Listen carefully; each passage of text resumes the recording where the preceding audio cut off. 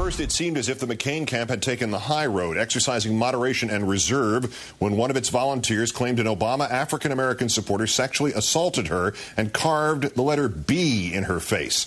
Now in our fourth story tonight, we learned from Talking Points memo that before police confirmed any part of Ashley Todd's account, let alone its truth, McCain's Pennsylvania communications director gave reporters quotes from the fictional attacker, telling reporters that the B in Todd's face stood for Barack Obama. Fueling the same divisive elements Matt Drudge was pushing on his garbage website in a narrative straight out of Reconstruction-era race-based fear-mongering. A black man, 6'4", attacking, sexually assaulting, fondling, mutilating a young white woman. In this case, a black male Obama supporter assaulting a white female McCain supporter and campaign worker. Tonight, McCain spokesman Brian Rogers denied the campaign gave out those quotes, telling Countdown they came from the police and were attributed to the McCain camp because of sloppy reporting, an account that does not explain why two television stations both quoted the McCain campaign, or the fact that one of them, KDKA Pittsburgh, specifically followed the McCain quotes with the line, quote, "Police, however, have not confirmed that."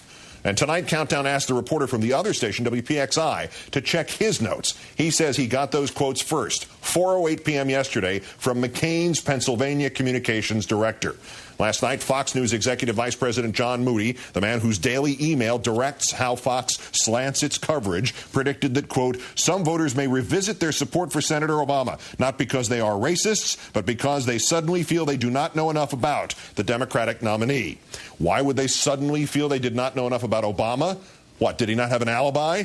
Today, Pittsburgh police revealed Todd made it all up. No attack, no attacker, one perp walk. But no sign in Fox's occasional 30-second reports on this today of Moody's other prediction yesterday, quote, "If the incident turns out to be a hoax, Senator McCain's quest for the presidency is over, forever linked to race baiting." Let's turn now to MSNBC political analyst Eugene Robinson, also columnist and associate editor with the Washington Post. Gene, good evening. Good to be here, Keith. Put, if you would, for me, this narrative, the initial claim, the fact that it's not true, in some racial/historical context for us.